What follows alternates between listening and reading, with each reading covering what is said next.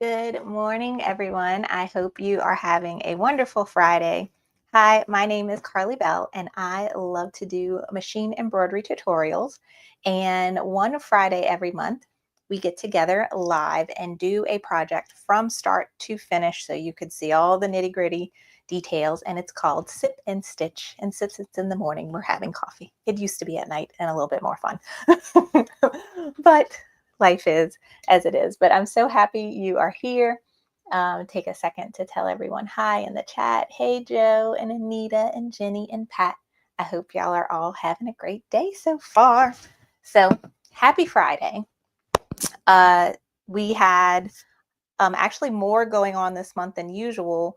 I did a surprise Sip and Stitch a couple Wednesdays ago, I think, where we made a kind of baby birth announcement banner door hanger. It came out super cute. I'm still waiting on my cousin, though, to send me some pictures and tell me how the mom-to-be liked her gift. So I will let y'all know as soon as I hear from her. I need to call her. But we had that surprise Sip and Stitch for this month. So this was our regularly scheduled Sip and Stitch. I usually try to have it the third Friday of the month, but with Good Friday and Easter, I pushed it back. But just to give you a heads up, let's see, our May Sip and Stitch will be on May 16th. And I'm pretty sure I remember the project is going to be in the hoop luggage tag. So perfect to get ready for those summer vacations. We're going to be making that luggage tag. That's going to be next month, May 16th. It's the day before Elise's birthday too. She's turning 9. Today we have a fun project. What started off as one idea then blossomed into a few ideas, and I'm taking this a little bit beyond probably where I intended, but I have a few lessons I want to teach you today. One of them is how to embroider a tote bag on a flatbed machine, and I have a couple options for you. We've done tote bags on a flatbed machine before, and like my first year of Sip and Stitch. Sip and Stitch is almost 5 years old, guys. 5 years. That we've been doing this, which is crazy and very exciting. But one of my very, very old Sip and Stitches, we did a tote bag on a flatbed machine. It's a little complicated, turning it inside out. So this time I wanted to change it up and show you how to make it a whole lot easier. So that's kind of lesson number 1 for today.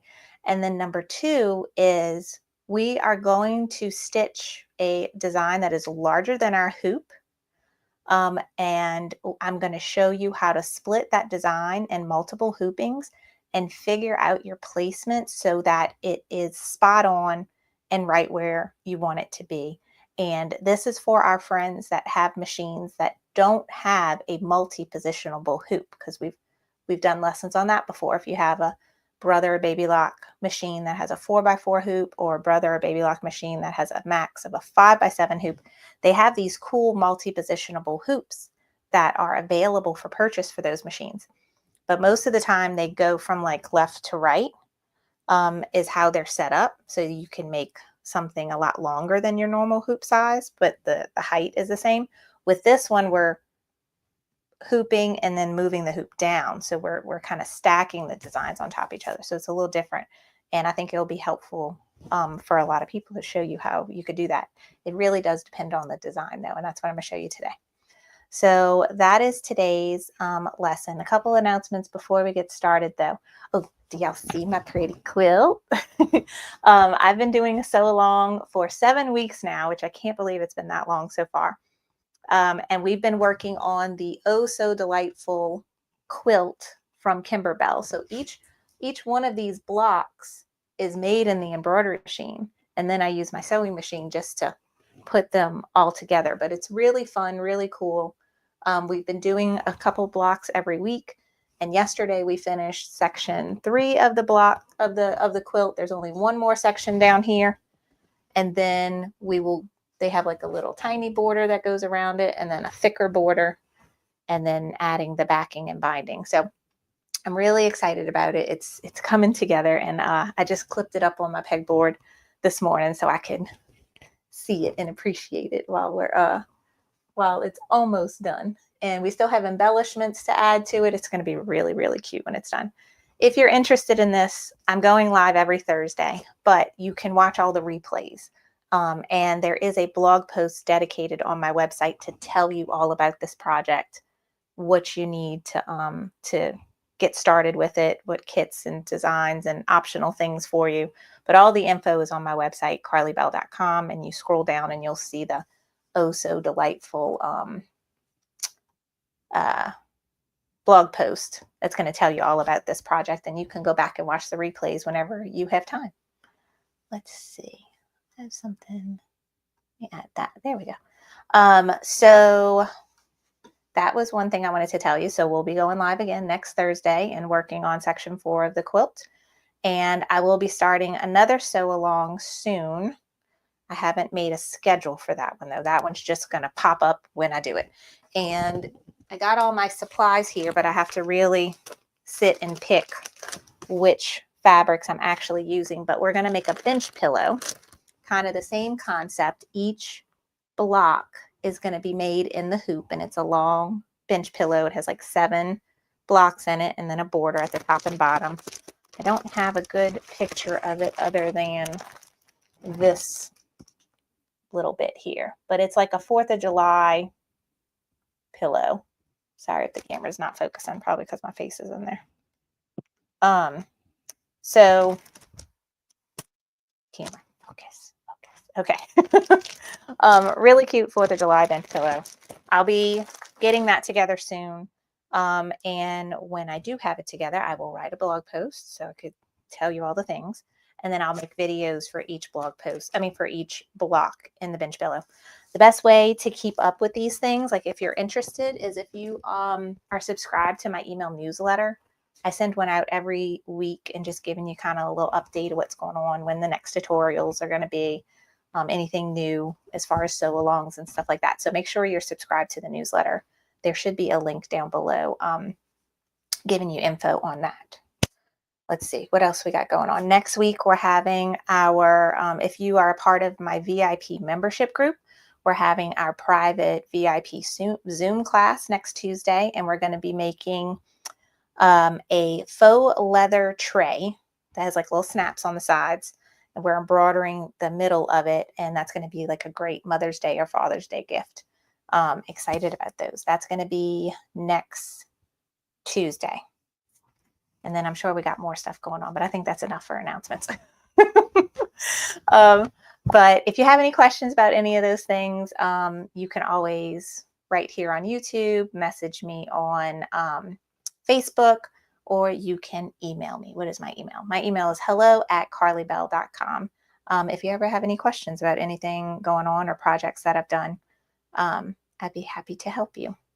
All right, so let's talk about today's project, the book tote.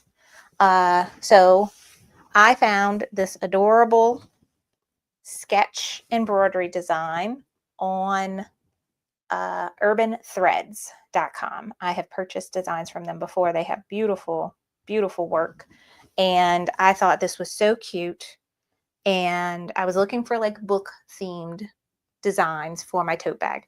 Now, everything I'm going to be showing you today, you can personalize it any way you want. If you want a grocery tote bag, if you want your yarn or your craft supplies, if you want a dance bag, you know, anything, y'all pick the design that you like best and stitch it on here. But everything I'm going to be showing you today, it can be customizable to whatever kind of tote bag you want to make. But I thought this was super cute, and I'm making these to give for Elise to give to her teachers for Teacher Appreciation Week next month. So this is the design.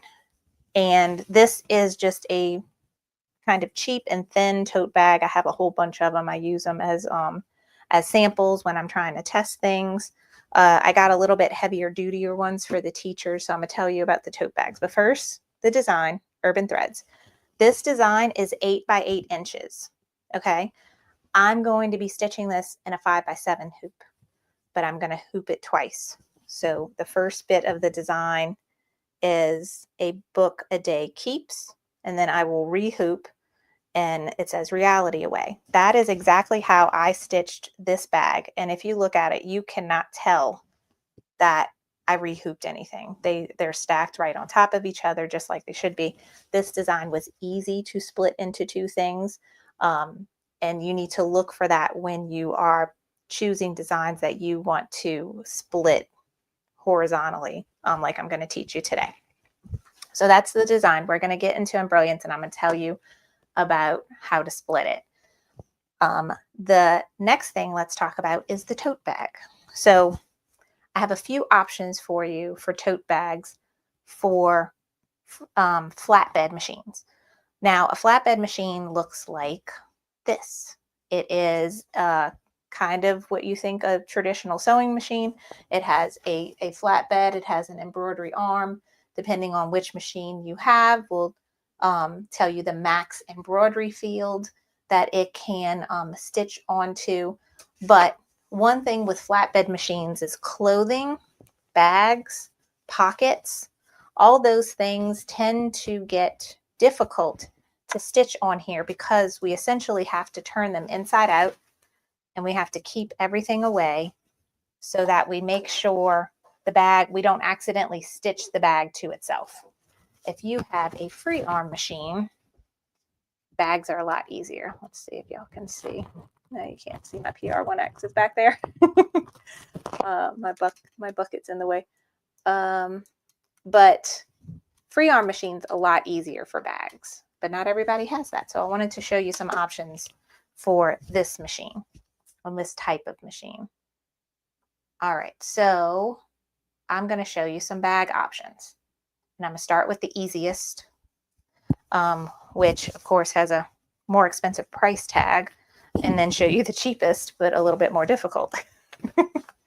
I first learned about this first option when I got a Bella box, which I just got a new one in. I'm very excited. I need to film unboxing it. But this is a Bella box.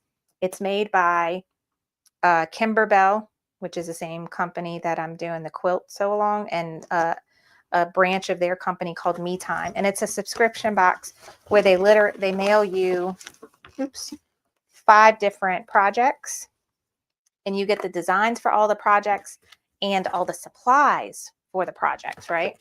So one of the older Bella boxes had a cute design to stitch on a tote bag. And so they had a tote bag in the Bella box, but it's not just a normal tote bag. It is a tote bag blank that is specifically made to be easy to embroider on a flatbed machine. And my camera doesn't zoom out enough to show you all this. So let's see if I can do this. Okay. So handle, bag, and it keeps going, and it keeps going. And there's another handle. So when you fold it in half, if I hold it this way, it's better for you to see. When you fold it in half, you get a rather large tote bag. And the sides seams are, nope, wrong camera, are serged. So they have a nice finished edge on them. So essentially what you would do is find what you consider to be this would be the outside the bag, just looking at the handle. You would hoop this, stitch it, and once you're done embroidering it, then you would do right sides together and use a regular sewing machine and just do a straight stitch all the way up on both sides, and then turn the bag right side out, and then you have a beautiful tote bag that you embroidered on your flatbed machine. This is your easiest option. It is a Kimberbell blank. I bought another one too. A Kimberbell blank, and they had a few options. This one I found on Etsy, but I don't know if the shop has anymore. Kimberbell's website, the last time I checked, they were out of stock, but my girlfriend's quilt shop had them in stock on their website, and that's what I linked for you. And they had a canvas color, I think a gray color, and a green color. This buffalo check one, I bought this for today's lesson, and then I picked this design, and I was like, that's not going to work. It's a little too busy for this. So I'm going to save this bag and use it for something else. So I have a different bag I'm going to stitch today. But this is option number 1, a tote bag blank that is already has the seams opened but finished, already flat for you to embroider, and then when you're done, you just sew up the sides. These run around $12 to $15. They are much better canvas than this $2 bag. They are thicker, so the quality is good, but a little bit more expensive. All right, option number 2, and this has multiple things. Let's look at all of these. All right. For example, this little cheap bag that I got, I think I got this on Amazon, and I got like a pack of 25 of them because I was making something for a family reunion. But the way this is made, it's thin, and you see the inside is not finished, but it's just stitched up the side. Okay. This one's a little more complicated, but I'm going to show you. The one thing that threw me off with this bag and several of my bags is you see how it has this rim at the top, and it's kind of folded in right here. It's not just a, if I just open the seam, it's a little different, but I did open this seam and I put it back together. So essentially option 2 is taking a bag that's already constructed and rip the seam open on the side so that you can make it flat. This one, that's what I did. I just opened up one seam and I was able to work with it fairly easily. And then I stitched it back up. This bag I found at Hobby Lobby. This is a cuter, smaller canvas bag. This one would be super easy to rip open because it doesn't have this kind of border at the top. You could see the seam goes all the way to the top. So I could just take a seam ripper and rip this whole side open, or both sides open if I wanted to, stitch it, and then stitch it right back up. This one does have a serged edge where they're both, so you would have to cut the serging. But I think I'm going to show you on the bag I have it as an example today. You can rip the serge seam as well, and it just won't be serged when you put it back together unless you have a serger. Then that makes life a lot easier. But I want to keep this as simple as someone who has an embroidery machine and has a sewing machine. This little bag was cute. This is an old sip and stitch project we did years ago where I made a beach bag, and I did this on my free arm machine. But I was looking at it. The bag is very dirty, so sorry. It is a few years old and has been well used. This one has that same kind of border as this bag.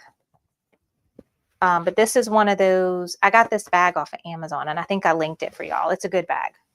And then this is another heavier duty canvas bag I got from Hobby Lobby. And it has that same kind of border at the top as this one, but it's made a little bit better. This is the bag we're going to be using today. And I have a purple one. Look how cute this is. Here's a purple bag. And I have already ripped the seam open, but I was going to do it on the black bag so you can see that process. But I have ripped the seam. This was serged. I just took all of that out. And this is the part that I find is a little bit tricky, trying to get this, because this is all folded in on one another and then it's stitched together, something like that. but I just look at the other side as a reference when I'm putting it back together to figure out how I did that. So this is the bag we're going to be stitching today. I only opened up one side. I can get everything stays out of the way. I can hoop it, and just this bunch here stays on the side. So it's a little bit easier than trying to turn it inside out and stitch it while it's still all put together. Okay, let me check the comments real quick. All right. Let's see. Wendy's saying she's having sound issues. I hope it's just that she needs to turn the volume up on hers. Everybody else can hear me okay? All right. Yay, Joe's machine got shipped. And then I see some other questions about the sew-alongs and the bag tag. I'll get to those in a second. So let's finish up this bit. So any questions about the tote bags, your options of tote bags, and how we're going to be doing things today? So while I'm waiting for those questions, my camera does not like this black bag, so I apologize in advance, but I'm going to go ahead and start ripping the seam on the side of this bag, because I'm going to make the purple bag for one teacher and the black bag for another teacher. And I think the colors are really, I'm going to pick some bright colors. They're really going to pop on this black bag.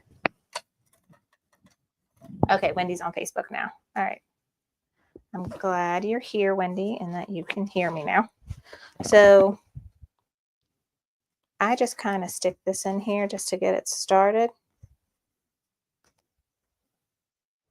And the reason why I had one ready for you, because I spent a few minutes getting all those stray threads out when I was done, and I didn't want to bore you with that. But you see on this bag, I'm just, again, the camera's not great. I didn't think about it being black. I just run the seam ripper through here, and that's that first stitch. On this bag, they had, let me show you on the purple. They have a straight stitch here. That's what I'm ripping on the black bag right now. And then they have a serge seam here. I'll rip that after. I'm ripping this side. Okay. So it's pretty easy just to do this, and just be careful you don't actually cut into your bag. So I just kind of went down to the bottom there. And this is a little bit that is all tucked. It's like folded into itself for the border at the top. And you kind of have to get some stitches out here, going left and right as well, so that you could really get it separated enough to open it.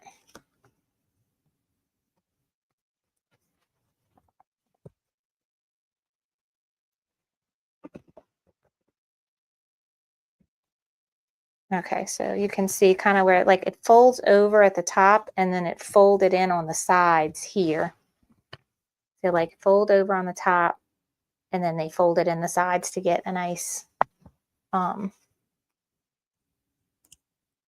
finished seam right there. And once you get it apart, you can see how it tucks into one another.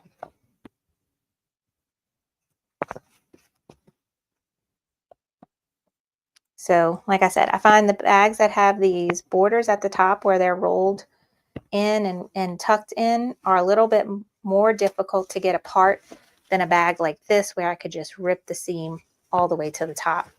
It's a little bit easier. So if you want to look for that in bags when you're shopping, it's hard to tell on Amazon.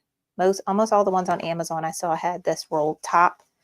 But like in person at Hobby Lobby, I was able to really look at them. And then you want to look for things with pockets.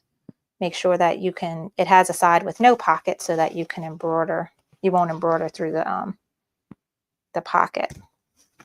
Okay, so now I got that top done. You see how it's rolled and it's tucked in here where this can tuck in. Again, I'm sorry, the black's not working. Great. Once that is done, then you can just use your seam ripper to go down and get that serged edge off.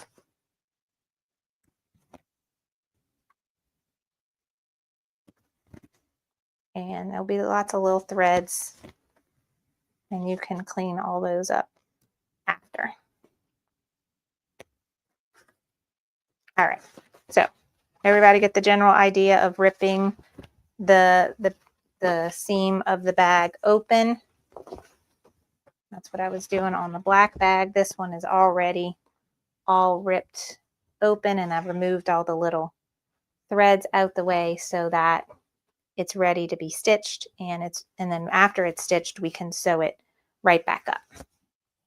Okay, so I think I will stop there. Let me pick this up with the bags, and now let's move on to the design and hooping and placement and all that stuff. So I'm using tearaway stabilizer, and I'm using, like I said, the 5x7 hoop. And I'm going to show you the design and embrilliance, but this is the full, what I did was I opened the design as I bought it, which was about 8 by 8 inches. And I printed it out using embrilliance, going to my printer. It prints you out a true to size page with the design on it, and I just trimmed it out. And it has crosshairs on it, which is super helpful. If you can't, you see the little crosshairs. This gives me an idea of exactly where I want to put this design on this bag.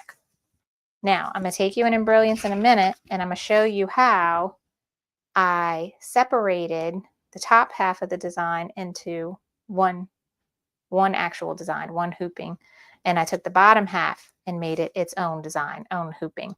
And then I printed those out. And once I get a good idea of where it's going to go, I could take my top half and pin it, tape it on my bag. And now I know, okay, I'm going to hoop it where this is going to be. And then when I load it on my machine, I'm going to make sure my needle is right in my crosshair. And then when that's done stitching, I'll use this as a guide for stitching the bottom half right underneath it. And I could look at my original and I could see like the top of this book has like 1/8 of an inch away from the bottom of this, I guess what's supposed to be like a little shelf, a little bookshelf. So they are very tight. And where's my, and that's what I tried to do when I stitched this one. I made sure when I placed this one, it was going to be, the top of this book was going to be right underneath this bookshelf.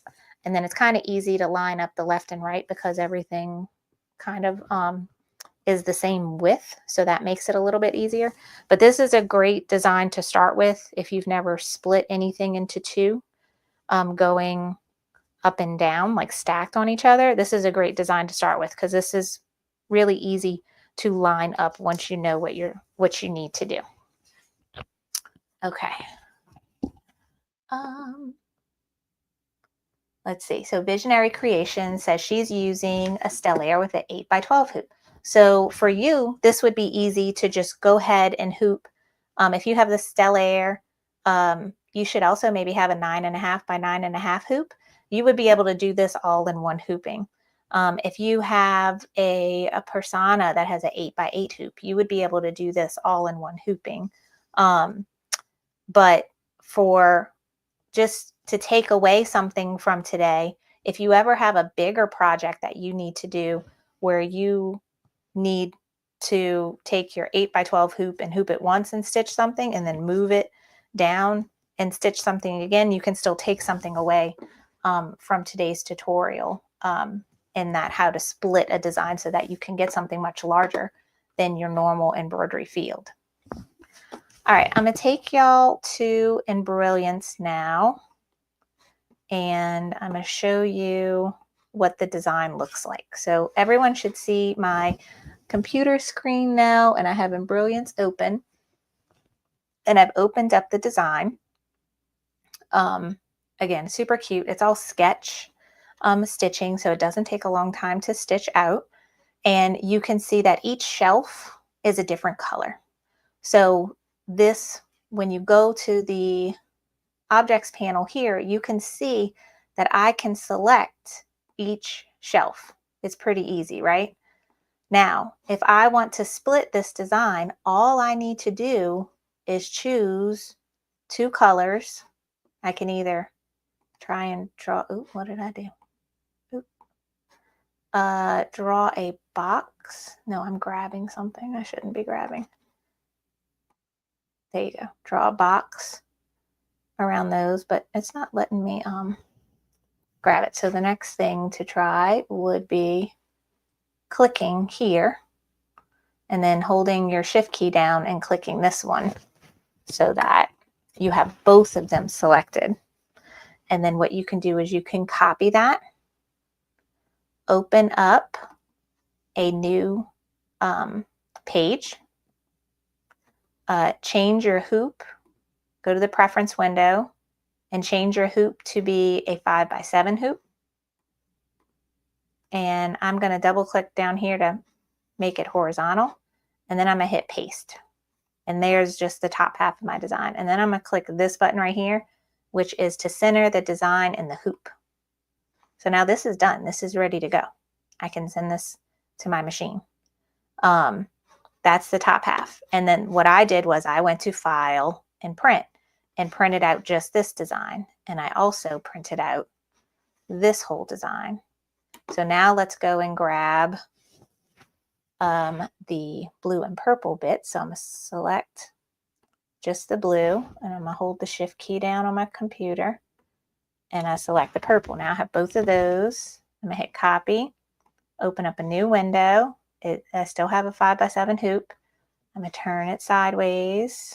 I'm going to click paste, and I'm going to click center in the hoop. If you are not seeing these things, make sure you have the black select tool clicked, and then it will open up this sub menu. Like if you are in Stitch Simulator, you have a different sub menu. So make sure you're in the select tool. This is the sub menu for the select tool, and click center in the hoop. And now you can print this one. So now you have taken this one design and separated it into two designs with very little work, right? We didn't have to figure out anything. We're not trying to split the design in the middle of the stitching. We were able to split the design by just taking certain elements of it or certain colors of it and pasting them into a new hoop so that we can separate them into two stitching. This is a lot more complicated. If this design had the same color, like running up and down through this whole space, then it's harder to split it horizontally. So keep that in mind when you're looking at designs. If there's some elements at the top of the design that you can copy and paste into a new hoop and it fits in the hoop that you're trying to work in, which in our case is a 5x7. So let me know if that makes sense. Let me go back and check the chat and see if y'all have any questions. All right. So I see a few people talking about the auction that Sewing Machines Plus was having, I think yesterday. I hope some of you were able to grab some good deals. I see Joe talking about they had good prices, but they still too much money. I totally understand that. I had one friend, Shari, message me this morning. I think she got a good deal on a platinum edition Juki sewing machine, which I'm very excited for her. I'm going to be using my Juki after we're done stitching to put our bag back together so you can see that. But I hope some of y'all got some good deals yesterday on the auction at Sewing Machines Plus. All right, so any questions about embrilliance? Do y'all understand what I'm saying? Like it's only going to work with certain designs. you have to look at the design and be like, okay, can I take the top bit of it and put it in one hoop, and then take the bottom bit of it and put it in another hoop. Another thing I did when I was working on my PE 770, the older 5x7 machine that I had, was when my girls got bigger and the 5x7 design was like too small for the shirt. I would get like the 5x7 hoop going horizontally, and stitch that, and then take the hoop out, move the hoop underneath the design I just did, and stitch the name underneath it. Because that was the big thing I did with the kids, was I made them cute shirts with their name underneath the applique design. And it got to the point to where it looked too scrunched up if I did an applique and a name underneath it all in one 5x7 hoop. But if I could just do the applique in one hooping and then do the name underneath it in a separate hooping, that raised the height of my design to fill their shirt a little bit better. So you can think about things like that too, merging designs, where you have something at the top, and if you have a different thing like lettering or a different design to put underneath it, and overall it makes something big and new. So it doesn't necessarily have to be splitting one design. You could be taking and stitching one design up here and a whole different design underneath it. But all that is going to apply to what we're doing today. All right, so let's actually hoop it and get started. All right, so have your printouts, have your whole printout, and then your separate ones. 5x7 hoop and tearaway stabilizer. Now, since I'm doing a bag, I'm using tearaway. If you were using this concept on a shirt, what you should do is use whatever cutaway stabilizer you're using, and actually use like a piece of stabilizer that is big enough so that you can hoop it here and then hoop it here after, so that it's just one piece of stabilizer on the inside of your shirt. With our case, because we are just using tearaway, I'm just using two different pieces of tearaway. Each one are the size of my hoop itself. But if you have to use cutaway, then get a big old piece of stabilizer and you can float it, the first top half on it, and then the stabilizer stays there, and then the second half you would float on the bottom. All right, so first make sure your bag is nice and flat and doesn't really have any wrinkles in it.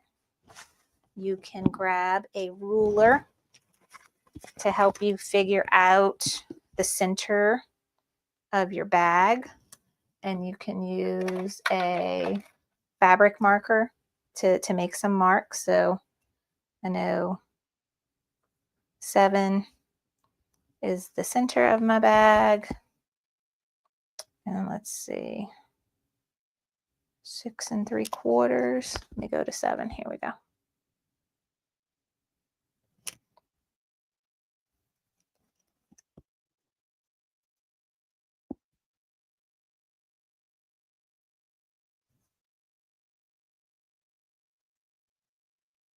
So that's kind of the center of my bag there,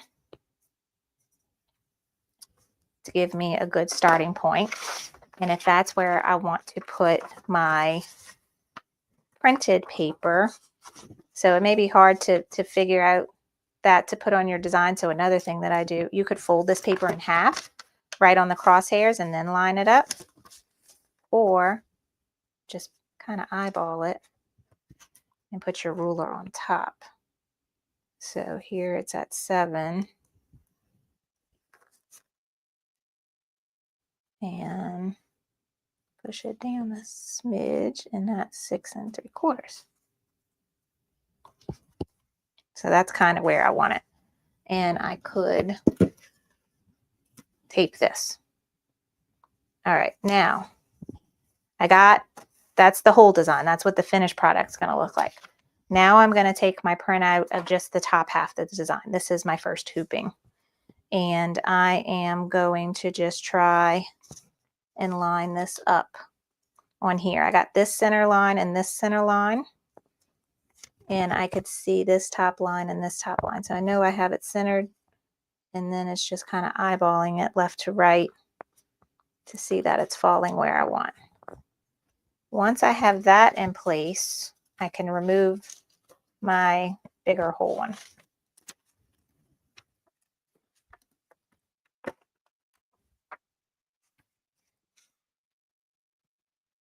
Okay, and that is where I want the first hooping to be. And then once that's stitched, then we figure out our second hooping and have it lined up right where I want it. Okie dokie. So 5x7 hoop, pop out the inner hoop, take the outer hoop, and think about how you want to put this on your machine. This is my embroidery arm. Do I want to have it to where all this stuff is outside or inside? So I'm going to do the outside. Okay, and just kind of eyeball that. And you need to put your stabilizer there.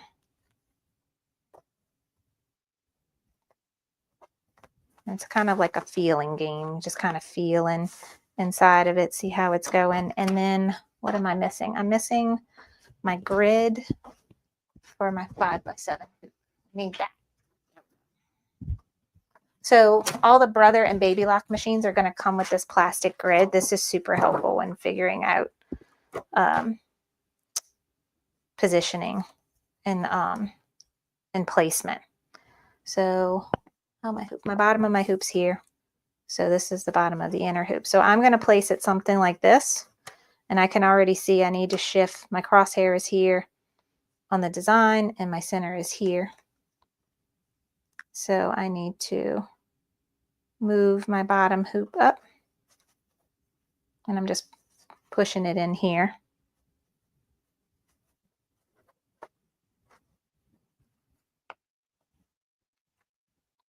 Now another easier way would also be to float it, which I may try because this is the way I did it on my example when I stitched it out beforehand, just to see how the whole process went for y'all before I did the video. But I think it'll be a lot easier to float it. Let's try that. So stabilizer and hoop. Okay, so we're just hooping the stabilizer. Make sure it's nice and tight. Okay. Now put your grid in it. Take your fabric marker. They have little holes cut out in this grid. So I put a little dot in each one of those holes. Y'all see my little blue marks? And now take your ruler and connect the dots to make crosshairs.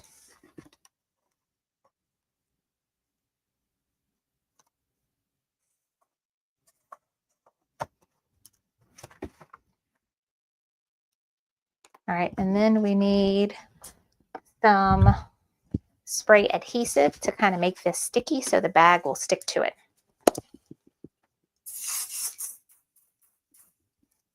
Okay. And then you can pin your bag after just to kind of reinforce it. All right, now take your bag. Because I only opened up one seam, I'm turning that corner in. Side out that one corner. But I could still lay my bag flat this way.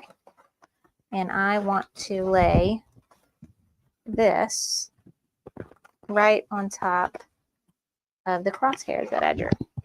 And you can fold it in half and try to line that up. For me, I just eyeball it. I look at this line and I look at this line and I just try and get them right where I want it. And the spray adhesive is forgiving, so it's not like once you stick it down, you can't lift it up and move it. It's pretty forgiving.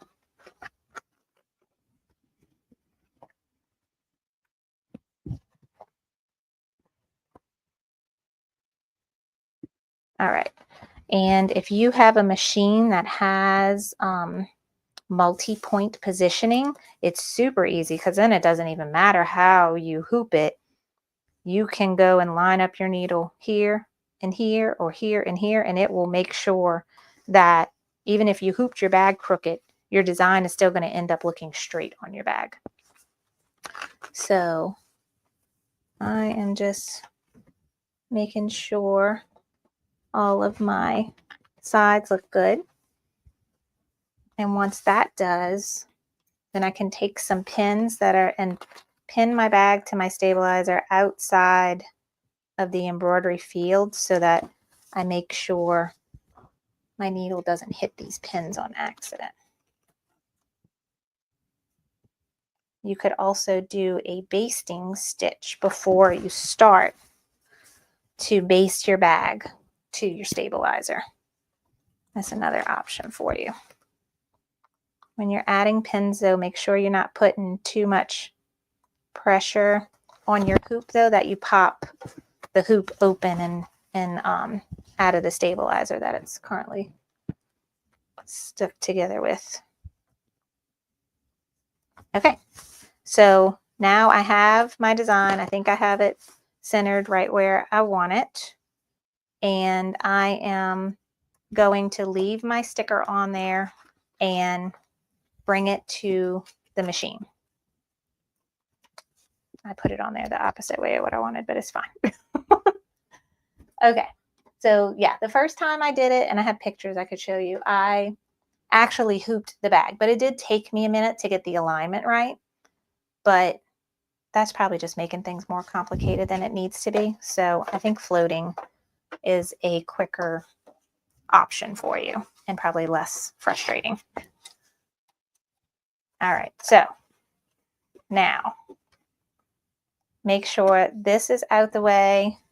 This is my extra bag. Remember, I did only open up one side just to try and have less things I had to rip open and sew back together. That's where the Kimberbell blank is a little bit nicer because both sides are already open for you. You don't have to rip any seams, and it's just a straight stitch up, and the sides are already serged for you too.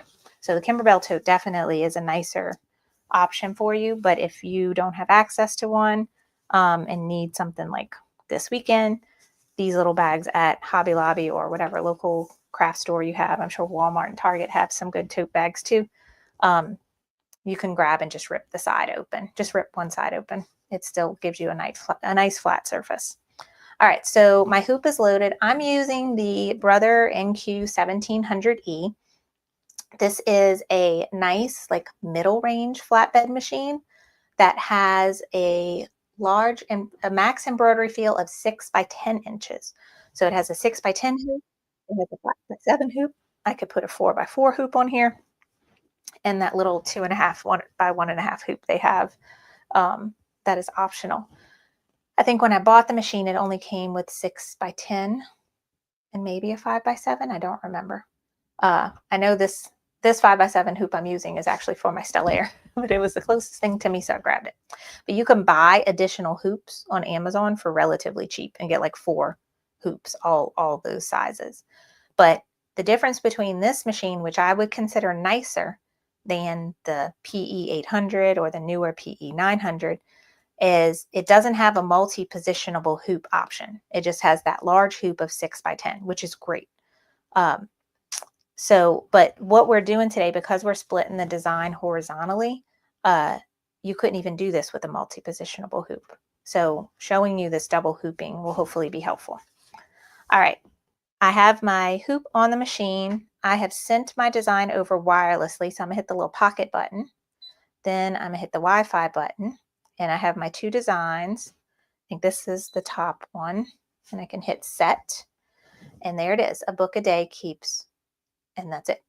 However, when I look at my screen, it's the direction of it is the top is on this side, and according to how I hooped my bag and my little printed template, the top needs to be on this side of the bag. So I need to rotate this. So I'm gonna hit the rotate button and rotate 90 degrees. Now it's where I want it to be. All right, now the next thing I'm gonna do is lower my presser foot, which another nicer thing with this machine, there's a button to lower your presser foot. You don't have to mess with the lever in the back. I'm going to lower my needle, and it is not in the crosshairs of my little template. So I'm gonna move the design. Let's see, I'm gonna hit end edit. Now I'm gonna move my design because now it moves when I press the button.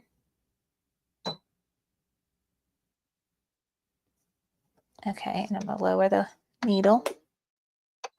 I think I can leave the presser foot up. Yeah. Okay, now I can see that my needle is right in the center of my crosshair. So that tells me my design is right where it needs to be. So it's going to stitch right where my template is. So now I can remove my template. Okay. And it is all ready to stitch. We just need to load it. So I'm going to hit embroidery. And for some reason, it wants to stitch the bottom than the top. And I got my colors here. So I'm going to do this in like a yellowy orange color. And this is the Day Keeps bookshelf, the second bookshelf. Whenever I'm using a flatbed machine, I always recommend using a vertical thread stand. I do not like the spool holder on flatbed machines, so it's a personal preference thing. But if you're ever having a lot of trouble with tension and thread breaks, just try a vertical stand. I think they're only like 10 bucks. Grab one and see if that makes a difference for you. All right, I threaded the needle, and now there's a lever over here that I press. Another thing I love about this machine is you saw how the presser foot automatically went down when I lowered it. That keeps me from breaking my needle threader, which I have done on my PE 800 because I have to remember to put the presser foot down before I thread the needle. This machine, I don't have to remember that. It's nice. Okay, so I have my color thread that I want. Now I lower the presser foot, my green light comes on, and I can start stitching. And everything is out the way. You really don't have to babysit this because it's not, the bag is open, the seam is open, so I don't have to hold a hole in the bag in order to stitch this. It is laying nice and flat, and all the excess stuff is way over here, so I don't have to babysit this too much. All right, so we're going to let this stitch. It's got a stitch time of 12 minutes for the top, and then we'll rehoop, and it's got a stitch time for 12 minutes on the bottom, I'm pretty sure. So I can answer any questions while this is stitching. So let me know if y'all have anything going on that y'all want to talk about. Oh, I can go back up to the top too and answer those questions about the sew-alongs. Let's see.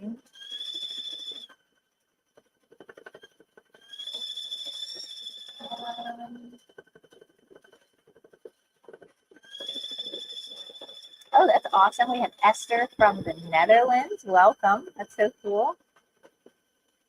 And then Marina is working on the sew-along for the Oh So Delightful, and she's finishing section 3 today. That's awesome. Okay, Christine said, will you have information regarding the luggage tag a few days prior? She's leaving for South Africa. Yes, I usually try to have the whole supply list the week before. So the live won't actually be until the 16th, but you can go and grab that design and just try and stitch it out. It's from Embroidery Garden, which is Reem Wilcox. She is an amazing teacher. And I'm sure she has excellent instructions on how to stitch out that luggage tag that we're going to do. But that's where the design is from, Embroidery Garden. Super, super cute. Let's see.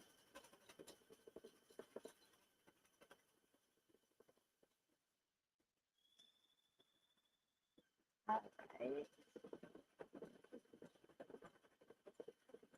Okay, Terry. when I do Main Street celebrations, can you go over how to make it into a wall hanging instead of a bench pillow? Yeah, I think that's going to be really easy, Terry. Basically, we're not going to make that envelope backing and just do a stitch in the ditch backing, and then we can incorporate some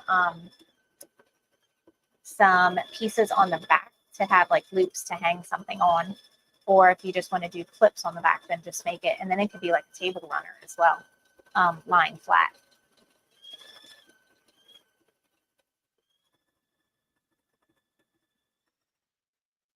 Okay, Donna asked, how far down did I rip the bag? I ripped it to the bottom. So here's the other bag I made already, and I already sewed it back up. I ripped it all the way to the bottom. These bags this one has a little bit different bottom. I would rip it before it got to the black here. I would stop it here. And let's see. This bag has a pocket. So you see this pocket? So I would put the design on this side if I wanted to stitch something on this bag so that I wouldn't stitch through my pocket. Or I could stitch something right here. But in that case, you might not need to open the bag. If you're stitching close to the top right like that, it might be rather a little bit easy. Still be a little pain in the butt, but not bad. You can turn this inside out and flatten this, just this bit on the hoop, and stitch it.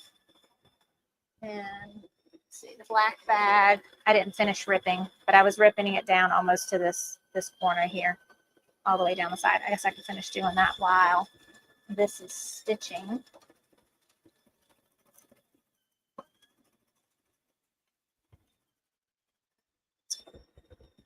Okay, let's see what other questions did we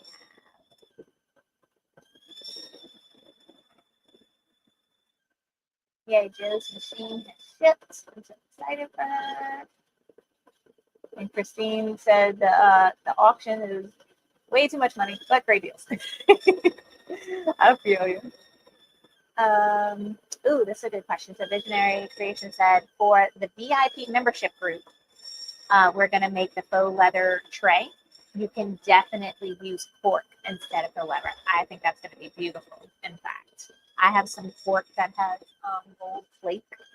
gold flakes in it. That would be super, super pretty. But yeah, the Zoom link for it it's already posted in the VIP membership group. Go look at the announcements section. And then I'll be posting something in our private Facebook group. Probably I think the end of today. I'm going to post something in there with all the info on the class. All right, Charlene asks, what embroidery thread am I using for this project? So I use pretty much the same embroidery thread for all my projects. I have a few different brands, but they are all 40 weights polyester embroidery thread. And the brand I have the most of is Exquisite. And this is Robinson Anton. The yellow orangey color I have on now, that's a Brother paste setter. I have Glide. I have a couple Florani. I have a couple, what is it called? It's a G. I always say it wrong. Let me look at one of my things. Gutenberg? I don't even know. Actually, I just bought some from Joann's going out of business. I'm so sad. All right, so this is done stitching, and I like to cut my thread instead of pulling it backwards. I cut it right here where it enters the thread path, and I pull it out from the bottom so that I'm not pulling the thread backwards through my machine. And this color I'm doing pink. So I'm going like pink, orangey, yellow, green, then blue.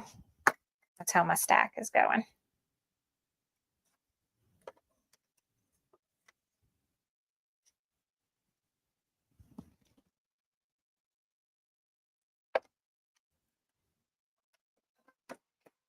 Thread the needle. the presser foot, and then we'll stitch.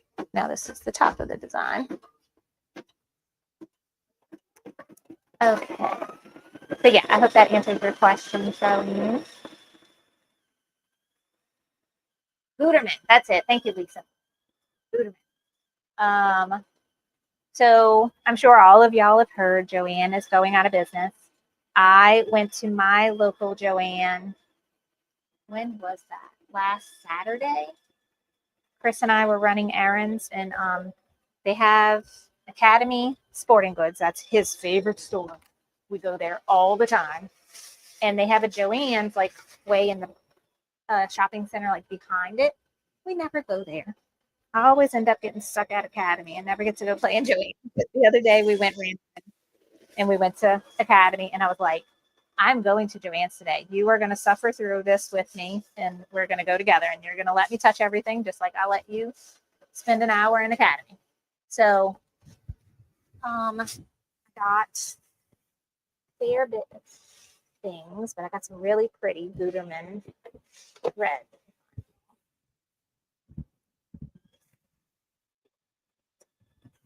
Okay. Look at these. Can you see them? I think these were literally like 25 cents. I don't remember. But this one is a variegated one, and I love these, the greens on here, the sheen. So these are 100% viscose. I think that's different than polyester, but I don't know for sure. But I have to watch with these though sometimes because they don't like to come off the spool nicely. I probably need to put like a spool cap on top of it so it gets pulled out before it gets pulled up through the thread path. But those, I got those. I got a pack of quilting rulers. So I don't really have square quilting rulers. I just have some acrylic, like long rectangle ones. So this is a pack of square. It came with like 4.5 square, a 6.5 square, a 9.5 square, and a 12.5 square. And this was like $20 for all 4 of them. That was a good deal because this was regularly $55. And I got a ton of felt. I think I got all of this felt for like less than $2. All of this felt, because I like to use felt sometimes for in the hoop projects. So I got a bunch of fun colors. I got a little bit of craft foam to try out some things with. I normally use puff embroidery foam for my puff embroidery, but there were some things I saw with regular craft foam I wanted to try out. And I got a good rotary cutter.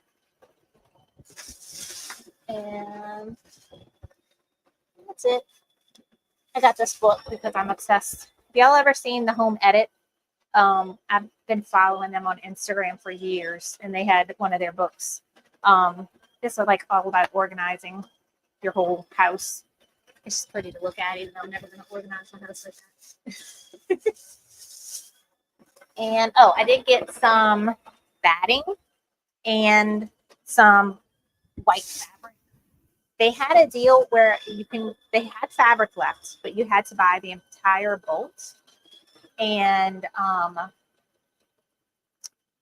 the bolts had like 8 to 10 yards on them. And while I liked the fabric, I do small. I mean, I'm starting to do quilting now, so I may need more, but I never saw myself using that much fabric. And I am really running out of storage space here in my craft room. And I'm like, I don't even know where I'm going to put that.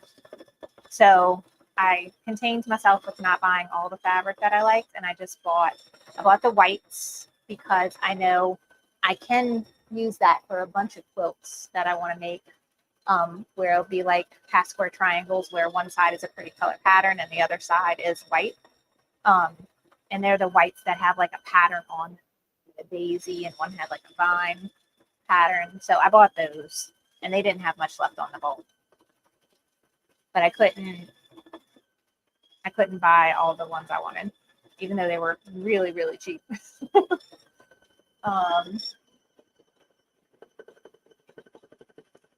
Yeah, Joe was saying she hadn't even been to her store since closing was announced. That was my first time. I passed by it right after I heard it was closing.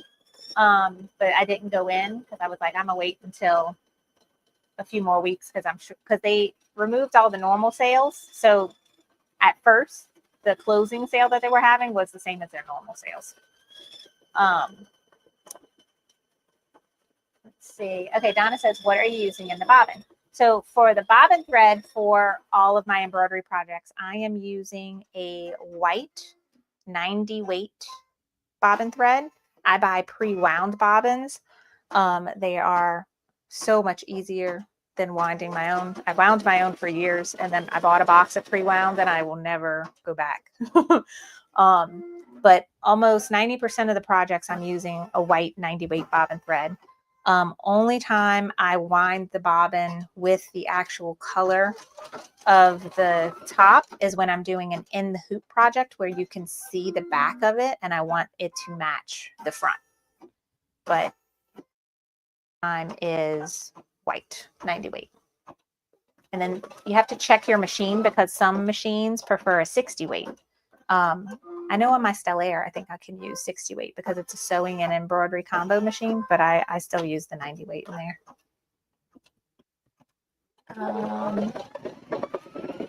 Yeah, Lisa said whites and blacks are great for quilting. Yes. So I think that's all I had to show you from Joann's. And then this is almost done. And if you notice, if you have an older machine or smaller machine, one of the nice upgrades when I got this one is that it cuts jump stitches. So all these little stars that are going on above here, it's not having a bunch of jump stitches going from one to the other that I'm gonna have to clean up later. It's going to cut those stitches for me. Okay, so it is done stitching this part. So I can remove the hoop and y'all can see it. And now we're gonna go back to the craft table and move the hoop. Okie dokie, craft table. Okay, let's get this out the way. And I could take these pins out. And now this is what I was saying. If you were doing cutaway on a, you know, some sort of clothing or something like that, you didn't want to use tearaway, whatever the case may be, you would want to have your stabilizer be big enough to where it came all the way over here so that you could just rehoop the same piece of stabilizer. But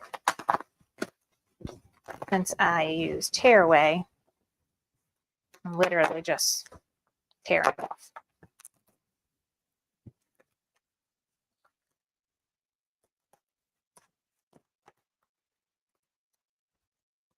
Okay, so that's the back. There's the front. And I'm going to take this off and put a new piece of tearaway.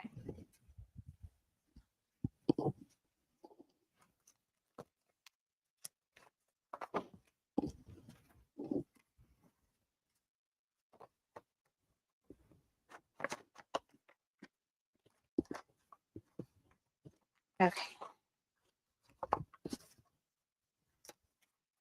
Make sure it's in there good. All right, and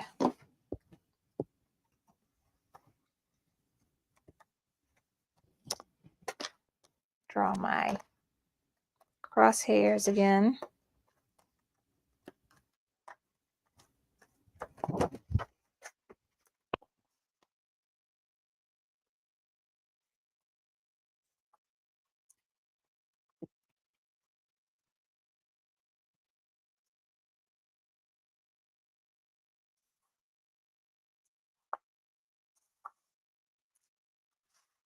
Okay. And now we're going to look at our bag and figure out where the second half of the design needs to go. So I can either try and put this right on top of there. I think I could see right where the little Tinkerbell's wings are. Edge of that book. And then, oh wait, that's the wrong one. This one.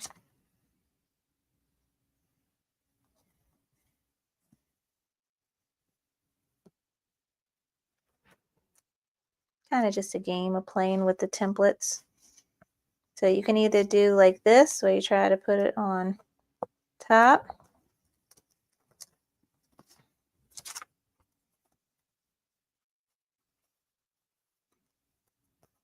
Like that. Or you look at the top of this book and the bottom of this shelf and eyeball it to where it's going to be underneath it. And then I kind of eyeballed the ends of my shelves and make sure that they line up. You can put a ruler at the ends of your shelves to make sure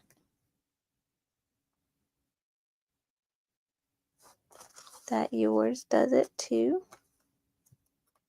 Yep. So it's really up to you. But kind of, I'll put one more piece of tape here. See where your design looks the best. And you can see that it's lining up with this. Yeah. Okay. So I think that's right where I want it. And now we're going to float onto the hoop here. I need to spray it. Okay.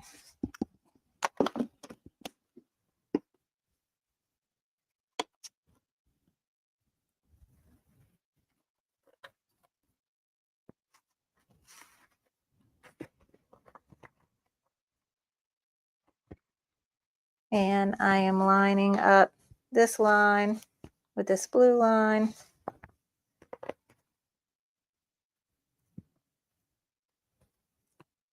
think folding it in half is probably the easiest way.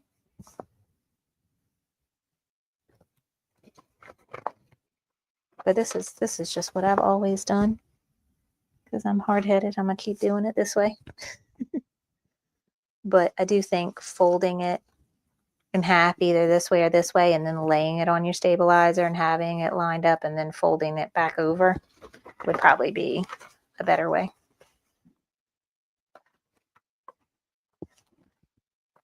All right, I got all 4 of these lines look like they're lined up good with my blue lines on my stabilizer. So I'm just going to rub that into place and then use my pins again to secure my bag to the stabilizer and the hoop.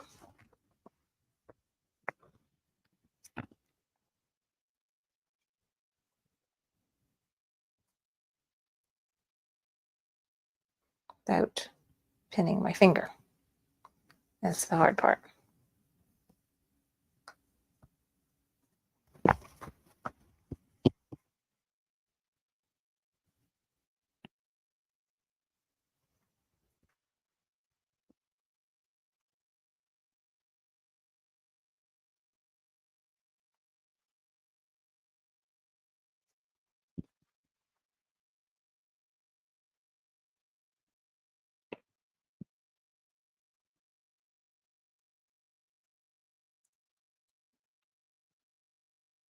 And if you hate pinning, which I do not enjoy pinning, you could also try doing a basting box around.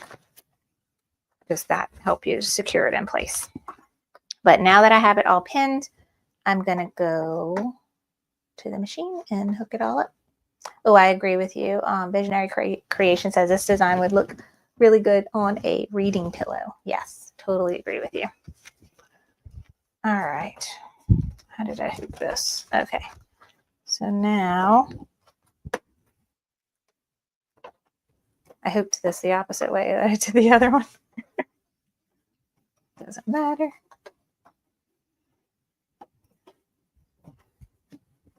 Okay. Make sure in there. All right. Make sure all your excess stuff and handles are not going underneath your hoop. You want to make sure underneath your hoop is completely clear. All right.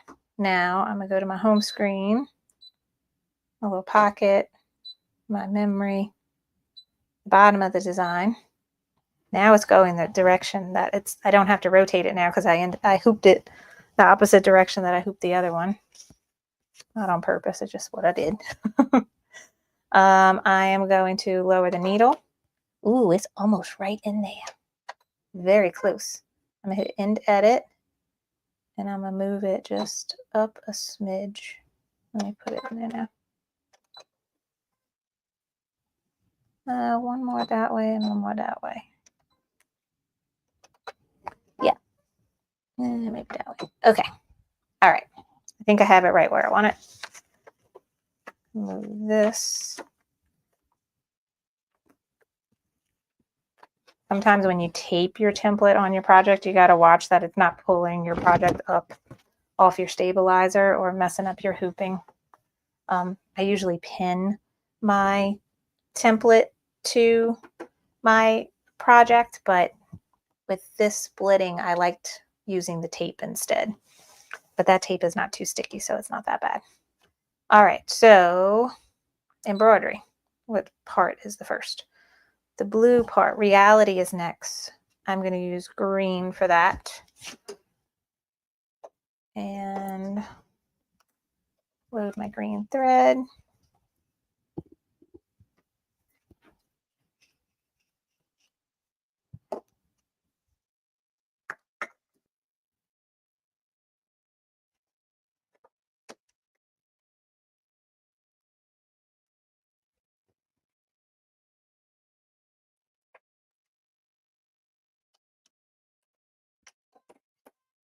Okay, that's done. I lower my presser foot and stitch.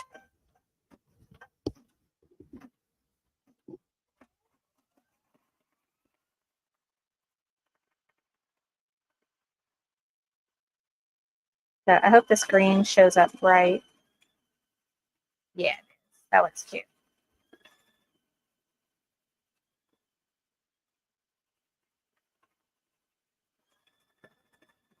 So, and where your fabric is staying out of your embroidery field.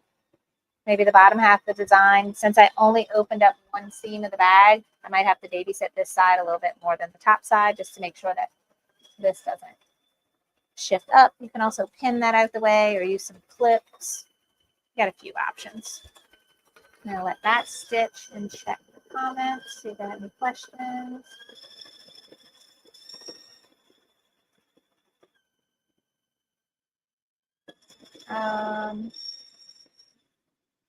Hey Norma, let's see. I'm going to make a lining with a pocket for my bag before I sew it up. I love that idea. That's a great idea. So lining with the pocket. Are you putting the pocket on the outside of the bag? Or you're, oh, no. I understand now. You're actually making the liner for the whole bag, and that lining is going to have a pocket in it. So then you don't see the stitch lines of the pocket on the outside of the bag. That's a great idea.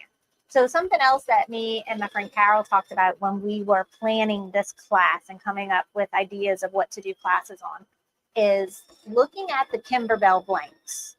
It would be super easy if you have some canvas fabric in your craft room to stitch this up. Super duper duper easy. And you can make it whatever dimensions you want, but I can tell you the dimensions of this one if you want to go off of here. Let's see. It looks 36 inches from the top of this bag all the way to the top of this one. So 36 inches that way. And then the width is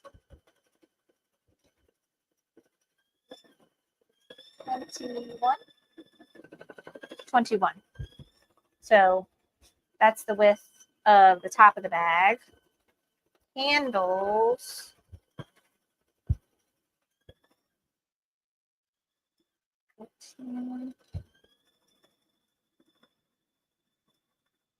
Look at that to be 24 and a half. So it's probably 25 inches is what they made the strap 25 inches, and then they sewed it into here. They probably actually did it longer because it tucks in under there. But we could make this bag. This is super easy to make. And so you would just cut your canvas or whatever material you're using for your bag and then embroider it and then finish constructing your bag and putting it together. And then you can also put a liner in it like Norma was talking about. And then that would cover up the back of your embroidery, like what we're going to see with this bag. When you open the bag, you are going to see the back of the embroidery. Adding a lining to the inside of it would prevent you from seeing that. And now you got me thinking about it. I might do that. I have to figure out what the size would be. And then you can do a really like fun fabric for the inside. Ooh, I like this idea now. I would just finish ripping it completely and then add the lining. Yay. I like this idea. I will let y'all know if I do that.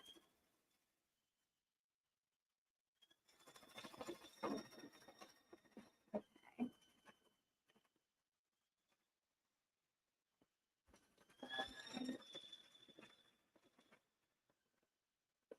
Yeah, Lisa's saying she lines her kids too. Yeah, that's a great idea. Oh, yay, Charlene. I'm so glad you're enjoying this project and that you are following along eagerly. That is always my goal.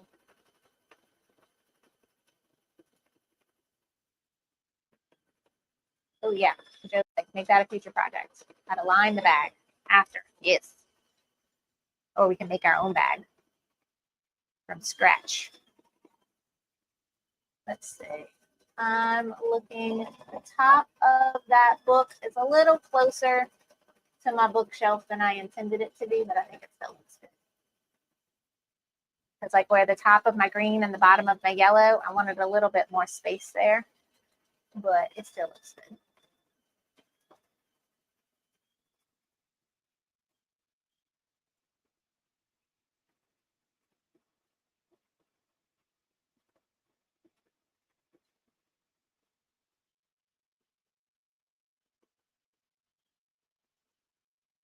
But I like the green color. It looks super cute.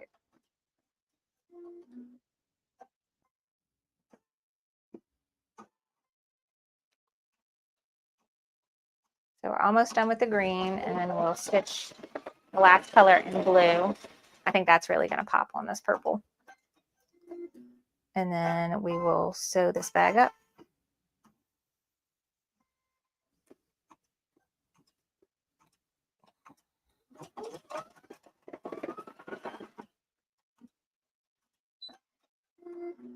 Okay, that's the end of the green. All right. Cut that thread.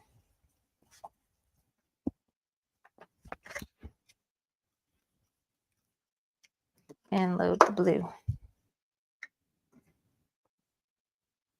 I might do the same color scheme on the black. Or I might do maybe, I have some neon like color threads. I don't know what Elise's teacher would like the best. I'll ask Elise her opinion. Because she always has an opinion. Okay. All right, that is done. Lower the presser foot. Okay, now we're stitching the last bit of the bag.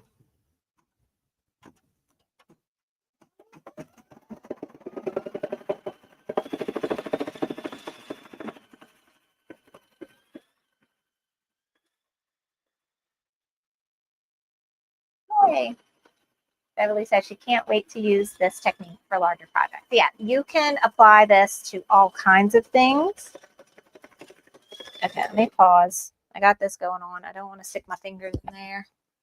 And I don't know where my stiletto is. I'm going to use a pencil. Could use some chopsticks, some pencils.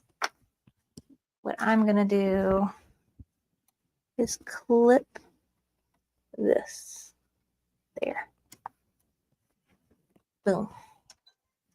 Oh, wait. Stitch. Move that out of the way. Yeah, they'll see. All right, yay. I'm so glad you're going to use this technique for larger projects. So yeah, just think about what you want to stitch. Think about how you can separate it into multiple groupings. And the trick for me that I like best is to make your full design in embroiderings. So you can even turn the hoop off. It doesn't matter what the size is. Make your full design in embroiderings the final design, the final size that you want it to be, and then print it out. And if it's really big, it will print it, but it will split it into different pages, and you just cut the pages and tape them together so that the printout is the actual size of your final project. So you have that to go off of from the get-go. Then take different elements of that design and put it, open up new pages with the hoop size you're actually working in, and bring those elements into those hoops. You know, however many hoopings that you need to. This is something I go over. We go over in a bit more detail in my online course. It's called From Start. No, not From Start to Stitch. Embroidery Essentials. So this is the beginner course that I have that teaches you all about Embroiderings Essentials. So the software is named Embroiderings Essentials. The course is named Embroidery Essentials. Very original, huh? But that's the software that I was using today to show you how to open the design and split it. But we could also use that software to merge different designs together. But that's a lesson in the course, is talking about, okay, how do I split a design into multiple hoopings? And specifically, if I don't have a multi-positionable hoop, or I need something even bigger than my multi-positionable hoop, and how to look for ways that you can split that design up.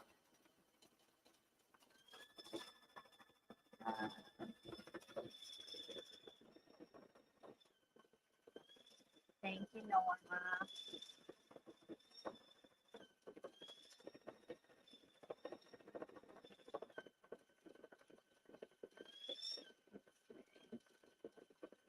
I'm looking back to see if I missed any questions.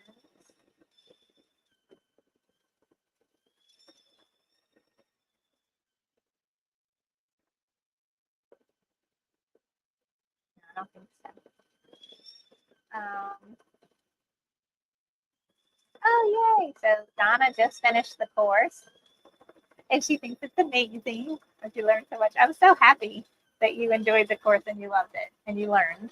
That's the goal.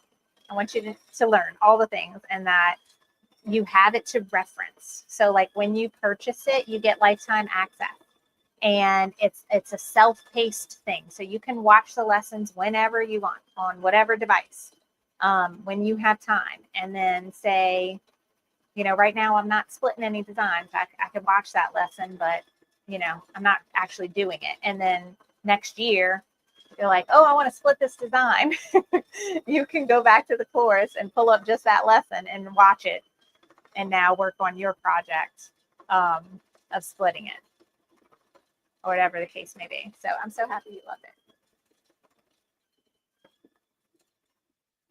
Okay, while this is finished stitching, I am going to get my sewing machine set up on my craft table and see if, and then I think I'll just be able to move the camera over. See how that goes. I found a pretty purple thread. It's an embroidery thread, but I'm using it as sewing thread. That matches my bag, so I could sew it back up and it should look the same as my as my bag. Oh, this Juki has a little bit of weight to it.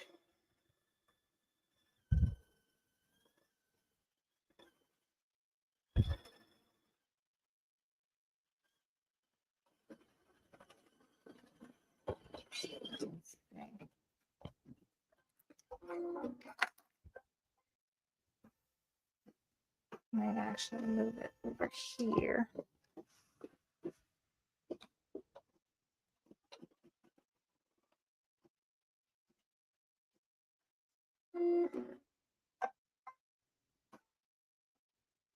I love the blue.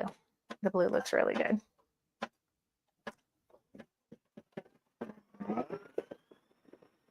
Hey, Pat says she liked the Embroidery course as well. Lots of information, and you can reference it when you don't remember everything. Yes. My whole goal with that, because I know how it is when you want to do something, or you want to learn something, and it's like going and searching constantly for the next thing you want to learn. And what I wanted to do was to make it to where everything was in one place, one easy to follow, everything you needed to know about it all in one place, and a table of contents to go off of when you need to reference it back to easily find what part you need to reference.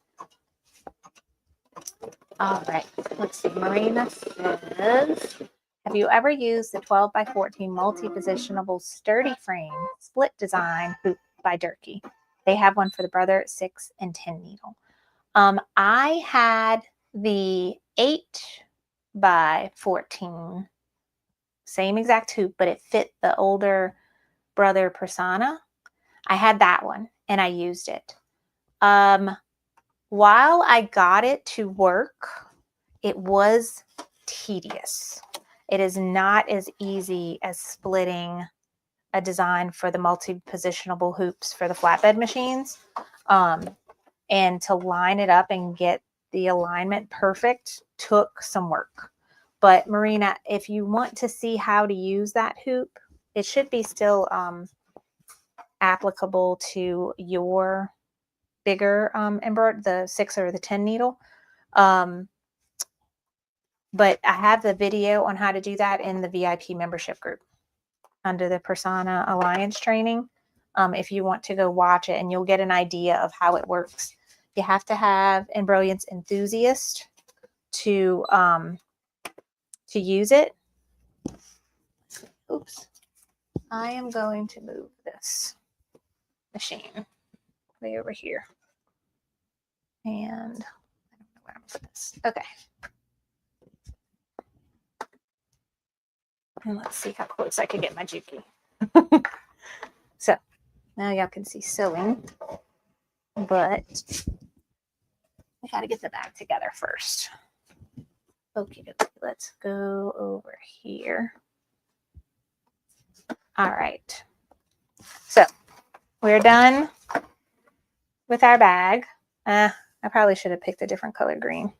It's not as popping as I was hoping it would be. In person it is, but on camera it's definitely not. It's a little bit brighter in person than it is on camera. But I know it'll pop on the black bag if I do the same color scheme. All right, so I'm pulling this.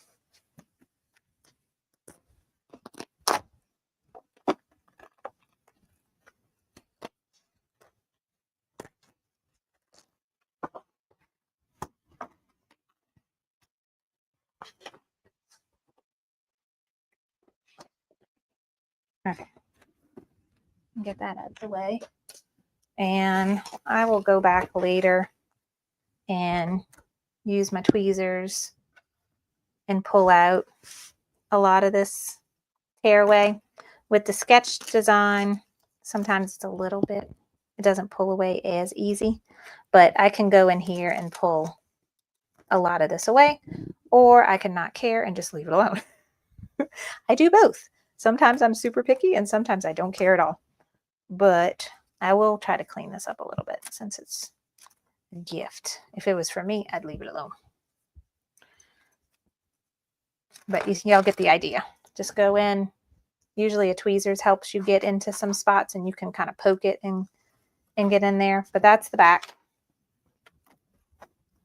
Here is the front so y'all can see it finished. So the bottom of this bag has a box corner, so you can do the box corners. But you can see that the design is done, and you can't tell that I split it into 2 hoopings. This book is a little closer to that yellow bookshelf than I would have wanted it to be, but because my thread is not very bright, it's very hard to tell. Yeah, I should have used a darker or brighter green here. It does look good in person, but on camera it's not. Let's see, let's try this camera. Where's this camera? This camera. See, it looks good. It just depends on the lighting. But there's our whole design on the bag.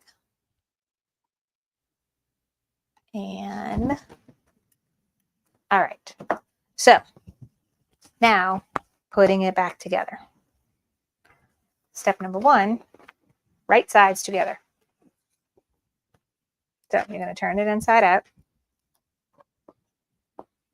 And if you're using a bag like me that had serged edges, you could put this back, maybe just turn off the cutting feature on your serger, and you can serge this back how it was. I don't have purple serger thread. I could just do it in white, but my serger is hiding in my closet, and I don't think I could get it out right now, even if I wanted to. So I'm gonna show you the simple way. So we're gonna just put this back how it was, and you can use some pins or some clips. But essentially what I'm going to do is I'm going to get it to where it folds right back. See where that crease is? It's going to go right back in that crease after I sew it.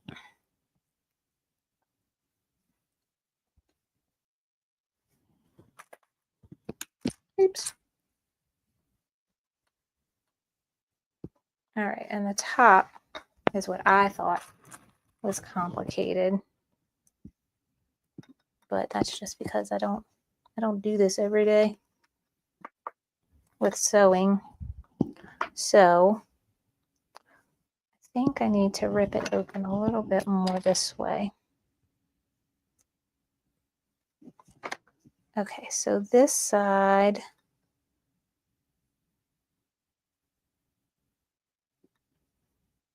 was turned in like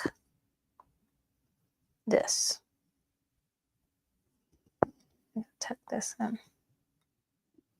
Okay. This side was folded in. Can y'all see that? So this is it all undone, right? And it was folded in first this way, and then tucked this bit tucked here. So now I have a nice finished edge here that this will hide inside of, like a little pocket. So first, let's see how I did this for the old bag. So have my little pocket made.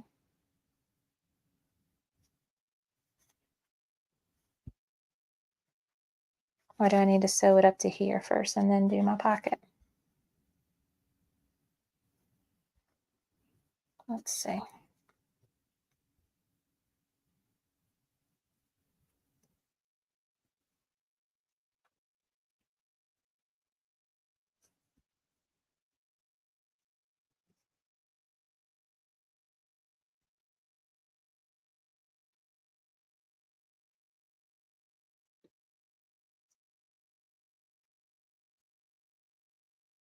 It's something like this. Yeah. And then we'll have to re-stitch it here.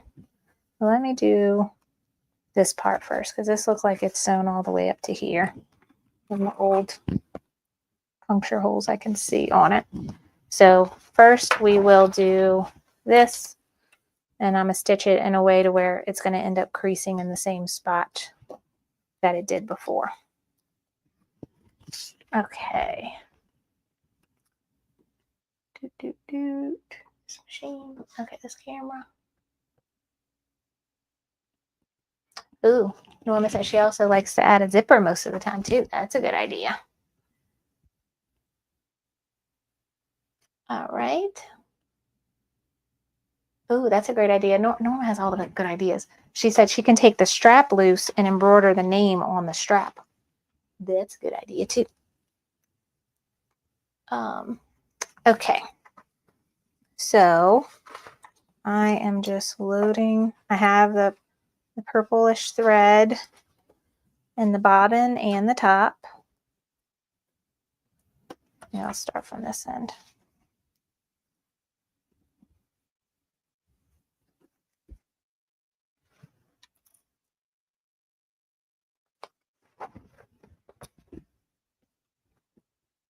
And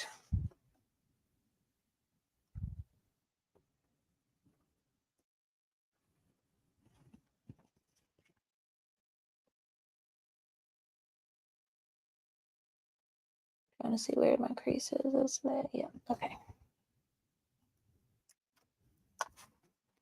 All right, and I'm just stitching a straight line. And I'm going to back stitch. So this is a Juki,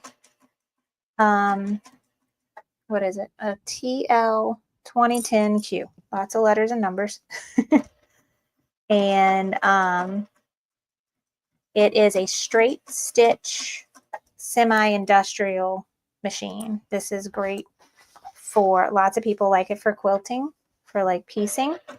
And one of the reasons why I got it is because I really want to learn how to sew my own bags, not just tote bags, but like purse kind of bags, cosmetic bags with like thicker materials.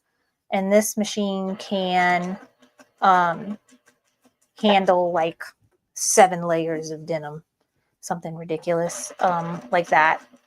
So I can sew some bags with like faux leather.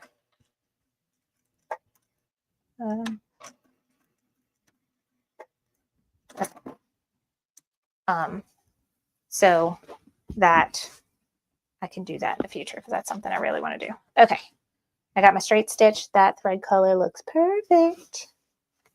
Love it. Okay, so now I have my bag put back together on the sides here, but I got to get this top bit right. And that's where I'm kind of struggling. I need to stitch it more up here. I didn't start high enough.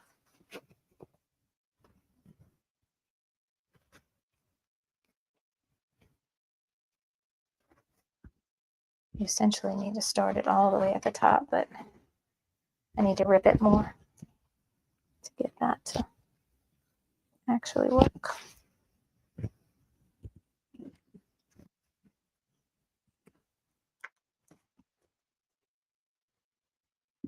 Maybe this side too.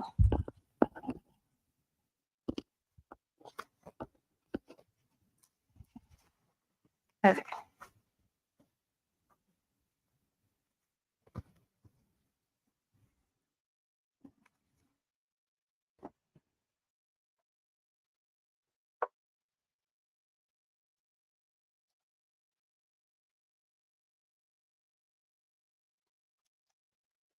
I'm fighting this bag. I'm trying to get it to lay just how I want. Okay.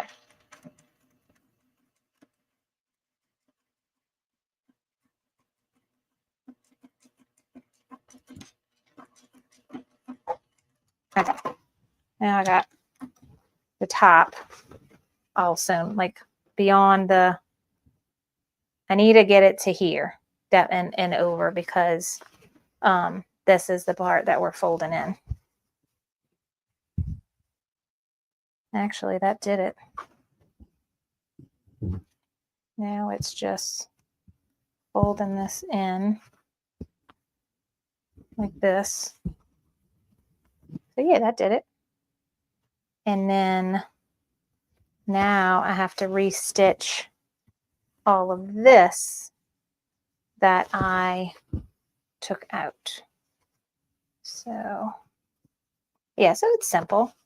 It's just you have to rip it enough to where you can line it all the way to the top and then refold this down and restitch the top border. I got a bunch of little threads I need to cut. Clean this up.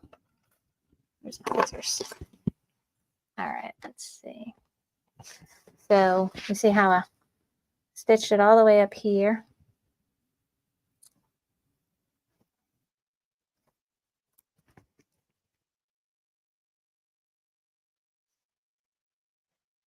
And now it's just kind of tucking this in and folding it. And that gets me right where I want it to be.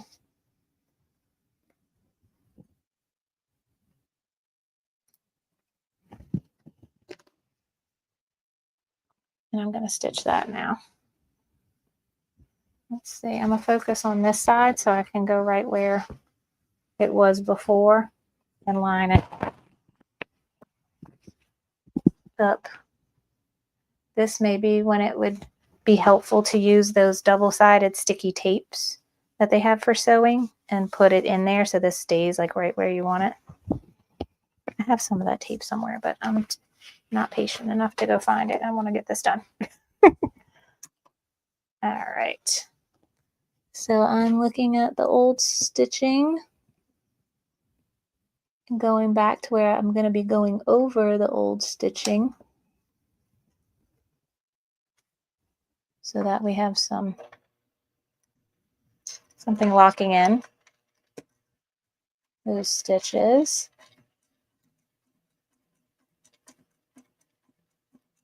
And see, this is a big old hump here. This machine can take this hump like no problem. Like this, that hump would give my Stellaire probably a little bit of trouble. I just hope that I'm catching the bottom of this. Okay, now I'm to the handle.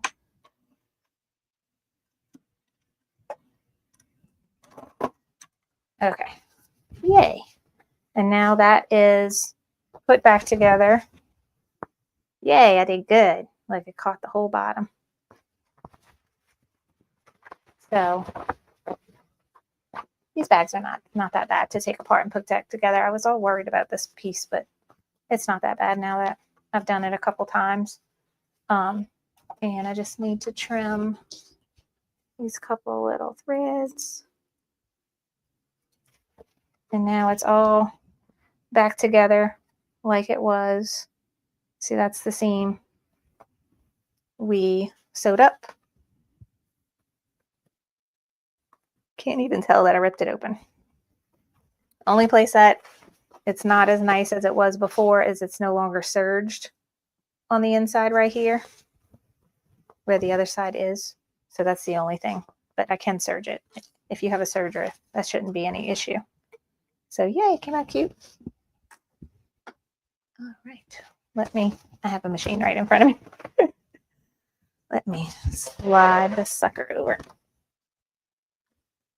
It's hefty. All right, let me check the comments. So there we go. We have our tote bag. Now I can't remember which side I sewed up. This side. It doesn't have the serge edge. My side, my little border at the top is right back to how it used to be.